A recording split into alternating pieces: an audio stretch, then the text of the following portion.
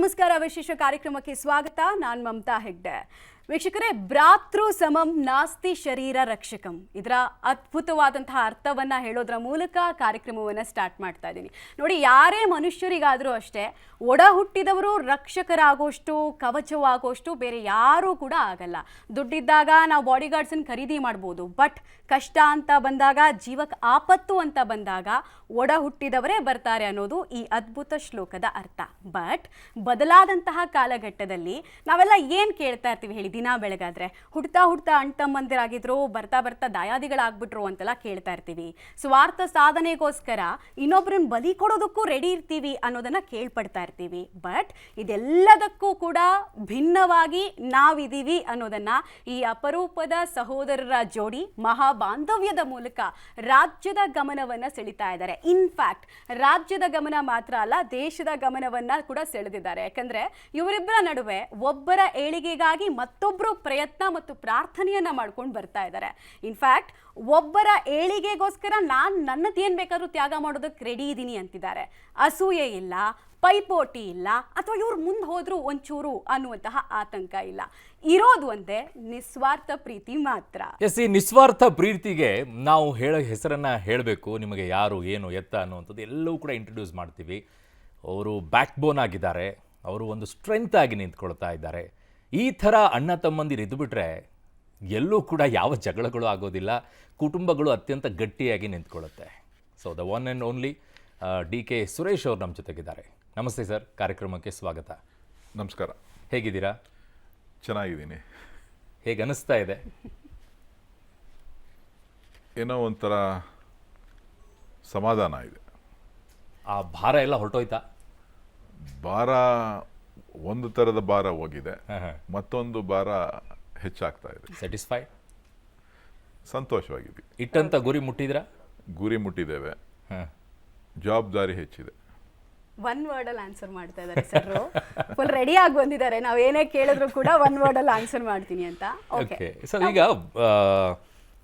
ನಿಮ್ಮ ಇಬ್ಬರು ಅಣ್ಣ ತಮ್ಮಂದಿರ ವಿಚಾರವನ್ನು ನಾವು ರಾಜ್ಯದ ಜನತೆಗೆ ಹೇಳಬೇಕಂದ್ರೆ ಅನೇಕ ಕಡೆಗಳಲ್ಲಿ ಸರ್ ಅಣ್ಣ ತಮ್ಮಂದಿರಂದ್ರೆ ಜಗಳ ಮಾಡ್ಕೊಳ್ತಾರೆ, ಕಿತ್ತಾಡ್ಕೊಳ್ತಾರೆ, ಹೊಡೆದಾಡ್ಕೊಳ್ತಾರೆ, ಎಲ್ಲ ಇರ್ತಾರೆ. ಬಟ್ ನಿಮ್ಮ ಬಾಂಧವ್ಯ ನೋಡಿದಾಗ ಹಿಂಗಿರ್ಬೇಕಪ್ಪ.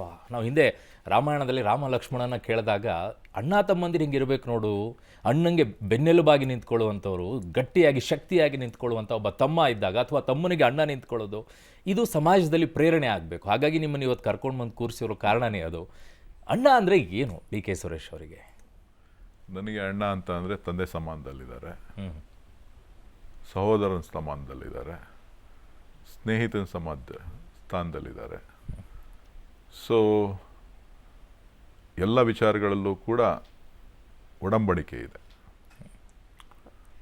ಒಂದು ಸಮಾನಾಂತರವಾದಂಥ ಚಿಂತನೆಗಳಿದೆ. ಹೌ ಯು ಡಿಫೈನ್ ಒಡಂಬಡಿಕೆ? ಹೇಗೆ ಡಿಫೈನ್ ಮಾಡ್ತೀರಾ ಅಣ್ಣ ತಮ್ಮಂದಿರಲ್ಲಿ? ನಾನು ಅವರಿಂದ ಏನು ನಿರೀಕ್ಷೆ ಮಾಡೋದಿಲ್ಲ, ಓಕೆ, ಅವರು ನನ್ನಿಂದ ಏನು ನಿರೀಕ್ಷೆ ಮಾಡೋದಿಲ್ಲ. ವೆರಿ ವ್ಯಾಲಿಡ್ ಪಾಯಿಂಟ್ ಇದು. ಸೊ ನಾವಿಬ್ಬರೂ ಕೂಡ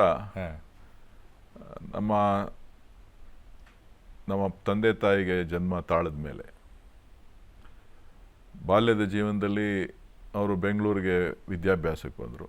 ಓಕೆ, ನಮ್ಮ ತಂದೆ ತಾಯಿ ನನ್ನನ್ನು ಕನಕಪುರಕ್ಕೆ ನಮ್ಮ ತಾತನ ಮನೆಗೆ ವಿದ್ಯಾಭ್ಯಾಸಕ್ಕೆ ಕಳಿಸಿದ್ರು, ಸೋದರ ಮಾವನ ಮನೆಗೆ. ಸೊ ನನ್ನ ತಂಗಿ ನಾವು ಊರಲ್ಲಿ ಇಟ್ಕೊಂಡ್ರು. ಸೊ 3 ಜನನೂ ಬೇರೆ ಬೇರೆ ಕಡೆ ಇದ್ವಿ. ಕೊನೆಗೆ ಒಂದು ದಿನ ನನ್ನ ತಂಗಿ ನಮ್ಮ ತಂದೆಗೆ ತಾಯಿಗೆ ಪತ್ರ ಬರೀತಾರೆ. ತನ್ನ ತಂಗಿ ಬಂದು ಬೆಂಗಳೂರಿಗೆ ಎಜುಕೇಷನ್ಗೆ ಬಂದಳು, ನಾನು ಊರಿಗೆ ಎಜುಕೇಷನ್ಗೆ ಹೋದೆ. ನಮ್ಮಣ್ಣ ಬೇರೆ ಹಾಸ್ಟೆಲ್ನಲ್ಲಿ ನಮ್ಮ ದೊಡ್ಡಮ್ಮನ ಮನೇಲಿದ್ದರು. ಆಮೇಲೆ ಹಾಸ್ಟೆಲ್ಗೆ ಬಂದರು. ಅವ್ರೊಂದು ಪತ್ರ ಬರೀತಾರೆ ನನ್ನ ತಂಗಿ, 3 ಜನನೂ ನಾವು ಅಣ್ಣ ತಮ್ಮದಿರು ಒಟ್ಟಿಗೆ ಇರಬೇಕು, ನೀವು ಎಷ್ಟು ದಿನ ನೀವು ನಮ್ಮನ್ನು ಬೇರೆ ಬೇರೆ ಕಡೆ ಇಡ್ತೀರಾ? ಅವಾಗೆಲ್ಲ ಫೋನ್ ಇರಲಿಲ್ಲ, ಪತ್ರದ ಮೂಲಕ ವ್ಯವಹಾರ ಆಯಿತು. ಅಣ್ಣನ ಯಾವ ಗುಣ ಇಷ್ಟ ನಿಮಗೆ? ನೋಡಿ, ಅವನು ಯಾವತ್ತೂ ಕೂಡ ಏನಾದರೂ ಮಾಡಿ ಸಾಧನೆ ಮಾಡಬೇಕು ಅನ್ನೋ ಛಲ ಇವತ್ತಿಂದ ಅಲ್ಲ, ಚಿಕ್ಕದ್ರಿಂದನೂ ಕೂಡ ಇದೆ. ಏನಾದರೂ ಮಾಡಬೇಕು ಅಂತೇಳಿ ಯಾವತ್ತೂ ಸುಮ್ಮನೆ ಕೂತವನಲ್ಲ, ಕೂತ್ಕೊಂಡೂ ಇಲ್ಲ. ಏನಾದರೂ ಒಂದು ಕೈ ಹಾಕಿದ ಮೇಲೆ ಅದು ಯಶಸ್ಸಾಗಬೇಕು ಅಂತಕ್ಕಂಥ ಪ್ರಯತ್ನದಲ್ಲಿ, ಗುರಿನಲ್ಲಿ ಜೊತೆಗೆ ಏನು ಗುಣ, ಒಳ್ಳೆ ಗುಣ ಏನು ಅಂತ ಅಂದರೆ ನೆಗೆಟಿವ್ ಆಗಿ ಯೋಚನೆ ಮಾಡೋದಿಲ್ಲ. ಓಕೆ. ನಾವೆಲ್ಲ ಕಲ್ತಿರೋದೇನು ಅಂತಂದರೆ ಅವನು ಯಾವಾಗಲೂ ಪಾಸಿಟಿವ್ ಆಗಿ ಯೋಚನೆ ಮಾಡ್ತಾ ಇರ್ತಾನೆ. ಏನೇ ನೆಗೆಟಿವ್ ಥಾಟ್ಸ್ ಬಂದ್ರೂ ಕೂಡ ಅದನ್ನು ಪಾಸಿಟಿವ್ ಆಗಿ ಹಾಗೆ ಸಮಯ ಬರಲಿ, ಕಾಲ ಬರಲಿ ಅಂಥೇಳಿ. ಸೊ ಅದನ್ನು ಕೂಡ ನಾವೆಲ್ಲ ಅವ್ರನ್ನ ನೋಡಿ ಕಲ್ತಿದ್ದೇವೆ.